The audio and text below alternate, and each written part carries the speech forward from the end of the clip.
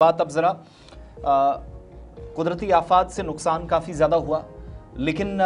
नुकसान जब हुआ तो उसके बाद सवालात एक दूसरे से पूछे जाने लगे, किसने कितना काम किया, कहाँ काम करने की ज़रूरत थी, हिकमत अमली क्या थी, गैर कानूनी तजावुज़ात से कहीं नुकसान पहुँचा या कुछ और मामलात थे, मंसूबों की का वक्त पर तकमील तक ना पहुँचा, क्या वो मुसीबत थी। इस सारी सूरत हाल के दरमियान नेशनल ग्रीन ट्रिब्यूनल ने भी उन माहौलियात के तहफ़्फ़ुज़ को खदशात और बहुत सख्त नोटिस भी, और सुबह जम्मू के अंदर तवी नदी के आसपास जो आज के वक्त में काफ़ी नुकसान से गुजरा है, या जो सूरत हाल आपने ख़ास तौर से सितंबर और अगस्त के वक्त में देखी है, इस तबाही के बाद एनजीटी की जानिब से सख्त हिदायत दे दी गई हैं और ये हिदायत डिस्ट्रिक्ट मजिस्ट्रेट जम्मू को दी गई हैं। इसमें बड़ी बात यह है कि तवी किनारे 250 से ज़्यादा गैर कानूनी ढांचे आज भी मौजूद हैं जिनकी निशानदेही अथॉरिटीज़ ने की है। एनजीटी इस बात की तस्दीक कर रहा, और इसके बाद डिप्टी कमिश्नर जम्मू को 4 हफ्तों का वक्त दिया गया है कि वो ताज़ा हलफनामा इस पर जमा कराएं और पता चले कि ये गैर कानूनी स्ट्रक्चर कैसे बने, किसने बनाए, बनाने की इजाज़त किसने दी, तवी के किनारे खास तौर से। फ्रेश एफिडेविट के जरिए 4 हफ्तों में कम से कम सूरत हाल साफ हो जाएगी, लेकिन 15 दिनों का वक्त भी एनक्रोचर्स को दिया गया स्टेट लैंड को वैकेट करने के लिए। एनजीटी की जो आइंदा समाअत है वो 28 जनवरी 2026 की इस मामले पर है। तब तक 2 चीज़ें कि एक तो अगर कहीं गैर कानूनी तजावुज़ात हैं, इलीगल इंक्रोचमेंट है, वो साफ हो जाएगी, प्लस सरकार का जवाब 4 हफ्तों में आ जाएगा। और तवी रिवर फ्रंट प्रोजेक्ट को मजबूत बनाने के लिए और किसी भी फ्लड लाइक सिचुएशन से बचने के लिए क्या इकदाम हैं, इस पर एक्सपर्ट्स भी तशवीश का इजहार कर रहे थे। बार बार रिपोर्ट्स आ रही थी, लेकिन आज के वक्त में एनजीटी ने एक तो इस बात की तरफ इशारा कर दिया है कि तवी नदी के आसपास जो हमने तबाही खास तौर से 24 और 25 अगस्त की रात को देखी और उसके बाद 2 हफ्तों में जो नुकसान झेला,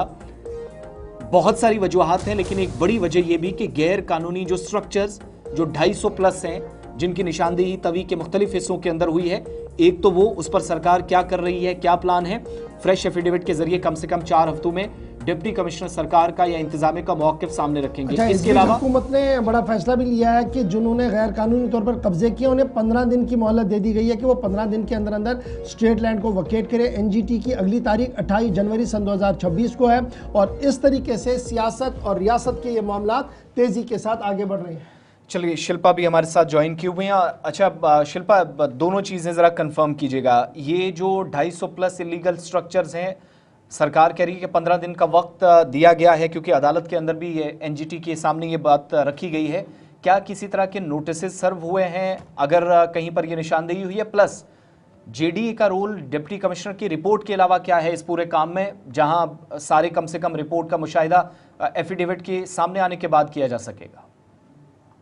देखिए, कार्रवाई के दौरान जो है वो डीसी के कौंसिल के द्वारा ये साफ तौर पर कहा गया था कि एक 3 नवंबर 2025 को हल्फनामा दायर किया गया था, और इस हल्फनामे में साफ तौर पर यह था कि तवी नदी के किनारे जो है वो स्टेट लैंड पर कई लोगों ने जो है वो कब्जा किया हुआ था। लेकिन अब एनजीटी के द्वारा जो है वो दोबारा से 4 हफ्ते के भीतर जो है वो एक नया हल्फनामा दायर करने के लिए कहा गया है, जिसमें क्या कुछ कार्रवाई की गई है। जिस प्रकार से आपने कहा कि स्टेट लैंड को, इनके एनक्रोचर्स को वहां से हटाने के लिए जो है वो क्या कुछ कार्रवाई की गई है, उसके 4 हफ्ते का समय दिया गया। अब जेडीए की बात करें तो कि जेडीए के द्वारा भी यहाँ पर स्पष्टीकरण जो है वो दिया गया है। जेडीए ने साफ तौर पर कहा कि 2 नवंबर 2025 को जो है वो उसने अपना स्पष्टीकरण दिया गया है, और इसको लेकर जो है वो एनजीटी ने अपने रजिस्ट्री से कहा है कि अगर ऐसा है तो उसे जो है वो देखा जाए और उसके बाद जो है वो रिकॉर्ड किया जाए। अब देखिए, नोटिस को जारी किया गया है और इस नोटिस में साफ तौर पर 15 दिन की जो है वो मोहलत दी गई है अनक्रोचर्स को कि 15 दिन के भीतर जो है वो स्टेट लैंड पे जो कब्जा किया गया है उसे खाली कर दिया जाए, अदरवाइज 15 दिन के बाद जो है वो कानूनी कार्रवाई की जाएगी।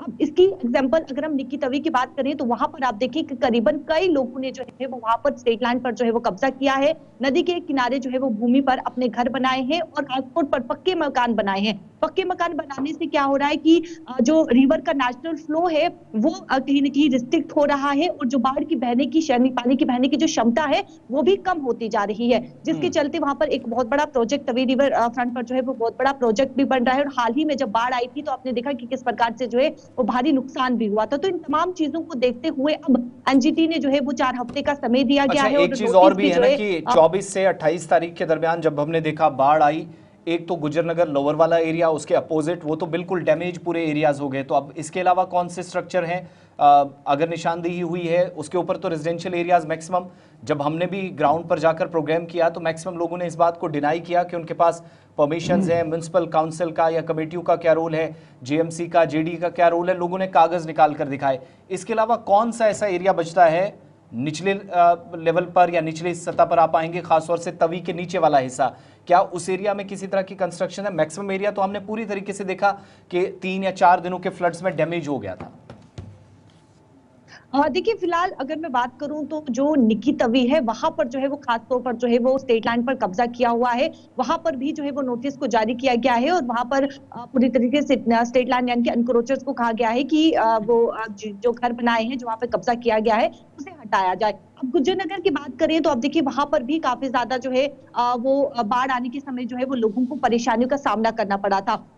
फिलहाल इसको लेकर तो जानकारी नहीं है कि गुज्जरनगर वाले इलाके में भी जो है क्या वहां पर भी नोटिस भेजा गया है या नहीं, लेकिन निकी तवी में जो है वो नोटिस को जारी किया गया है और उन्हें जो है वो मोहलत चलिए, बहुत बहुत शुक्रिया शिल्पा हमारे साथ ज्वाइन करने के लिए। फिलहाल नोटिस जारी हो गई है। अगली तारीखों का डेट जो है वो 28 जनवरी सन 2026 है, जहां पर एनजीटी के अंदर इस मामले पर दोबारा समाअत होगी।